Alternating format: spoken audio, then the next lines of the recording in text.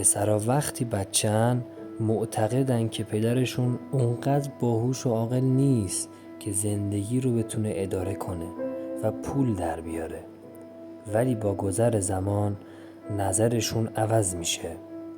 هرچی پسرا بزرگتر میشن بیشتر به پدرشون احترام میذارن. دلیلش صرفاً برای این نیست که بزرگ شدن، دلیلش اینه که میفهمن مرد بودن چقدر سخته. اونا وزن واقعی مسئولیت رو درک میکنن.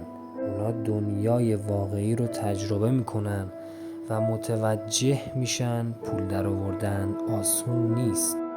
اونا آرزو میکنن ای کاش با پدرشون مهربونتر بودن و این